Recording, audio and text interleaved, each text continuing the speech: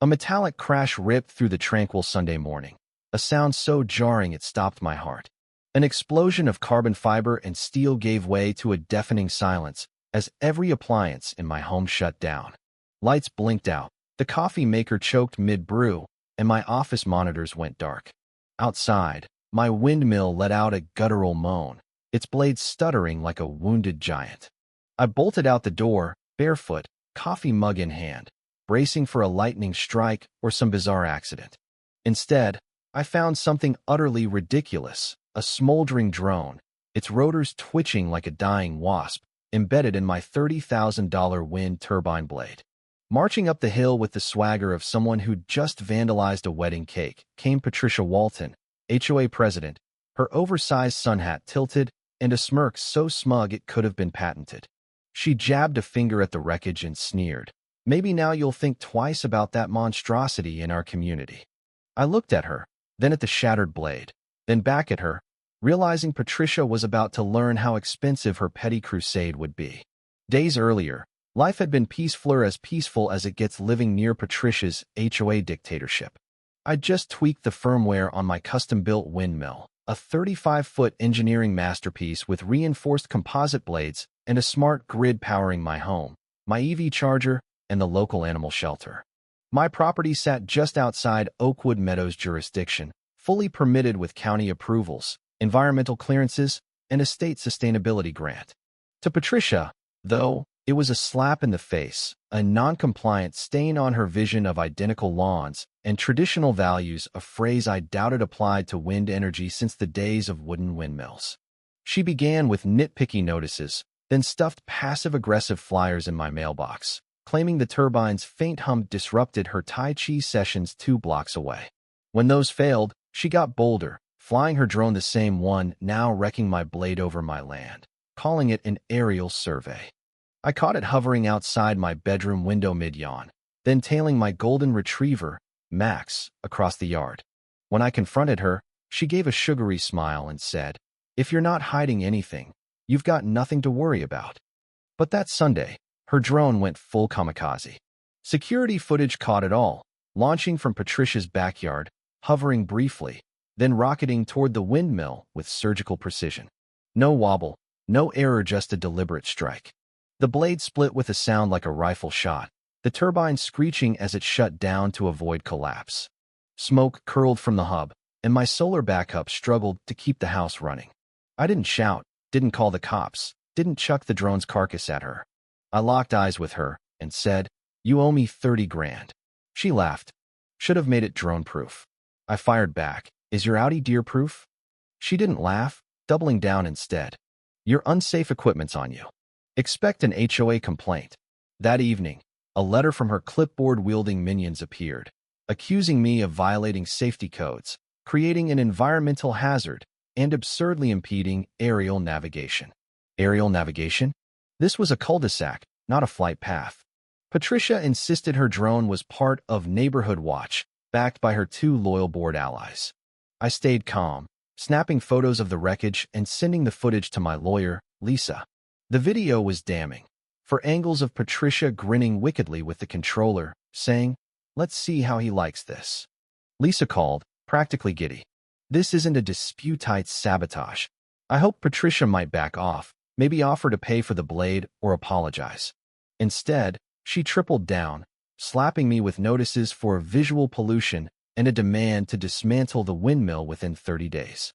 I marched to City Hall, slammed my permits on the clerk's desk, and requested a public hearing. If Patricia wanted a fight, she'd get it on my turf. The next morning, her megaphone blared from her driveway, announcing an emergency HOA meeting to tackle the dangerous windmill incident. Her voice echoed like a small-time autocrat preaching safety and aesthetics. Neighbors peeked out, some rolling their eyes, one flipping her off behind a curtain. By noon, 3 new complaints hit my mailbox, endangering pets, scaring birds with unseen frequencies, and causing child anxiety over spinning objects. I laughed, but irritation simmered. My insurance rep chuckled at the rogue drone claim, escalating it for inspection. I built my case. Footage, permits, Patricia's incriminating words. Lisa warned she'd throw every ridiculous accusation at me, and she did. A flyer, a community in crisis, featured my windmill's crash with conspiracies about unregistered surveillance tech. Patricia filed a police report for reckless machinery. The officer, after watching the footage, muttered, "This is on her," closing it unless she pushed further. The HOA summoned me to their meeting, a makeshift courtroom in the clubhouse. Patricia, flanked by Martin and Clara, sat at a folding table, a manila folder her scepter. She claimed her drone was on routine patrol when my possessed windmill jerked into its path, alleging I'd programmed it for rotational torque sabotage, a phrase so absurd I nearly choked. I played the footage. Silence fell as her "Let's see how he likes this" echoed. Martin asked, "Did you say that?" Patricia stammered, out of context noise levels. Clara's pen froze. I handed out zoning approvals, environmental certificates, and a state letter endorsing my grid.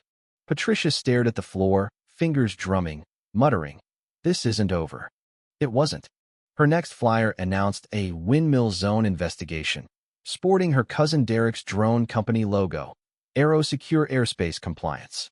Derek showed up with a testing kit, claiming to check for electromagnetic interference. I barred him without a warrant, filming as he spat, and called my turbine a scam. I sent it to Lisa, who laughed. "They're writing our lawsuit for us." Then came an HOA notice, a new bylaw banning structures over 15 feet without approval, passed in a secret session irrelevant to my pre-existing, county-approved turbine.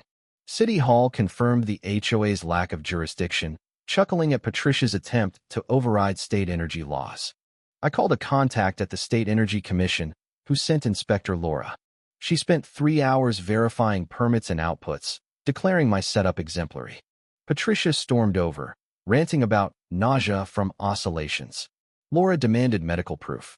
Patricia had none, accusing me of collusion before being shut down. "I'm state, ma'am." Defeated, she huffed about her congressman friend. Patricia's final move was a door-to-door petition, spinning lies about my windmill hiding surveillance equipment or attracting eagles. She scraped enough signatures for another vote. I arrived with a projector, speakers, and Laura's report, playing the crash footage, permits, and Patricia's "make it look official" to Derek. The room went still. Clara cut her off. "You lied." A neighbor shouted, "She's wasting our time." Another called for her ouster. Patricia fled, clutching her purse. The sheriff later confirmed a misconduct probe as neighbors' complaints piled up. In court, Patricia's small claims suit for emotional distress and drone loss collapsed against my evidence, footage, permits, Laura's report, and a harassment timeline. The judge dismissed her case, warning of restraining orders, and ruled for me.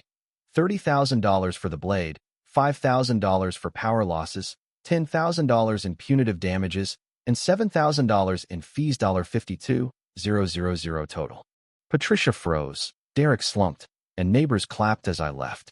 She vanished from HOA meetings, the board ousted her, and her house hit the market. Derek's Aero Secure folded. One day, Patricia appeared at my driveway, no hat, no swagger, just a store-bought apple pie via her niece. A half-hearted olive branch. I took it, not for peace, but for closure. I upgraded the turbine quieter, smarter powering the shelter, and a new community center. The old blade got a plaque, Patricia's legacy. At a city sustainability talk, I shared the story, not for glory, but to show how truth outspins lies. Neighbors toasted with Clara's cookies, replacing fines. The windmill spun, a testament to resilience, proving that when storms hit, the strongest stand tall, blades turning, truth prevailing.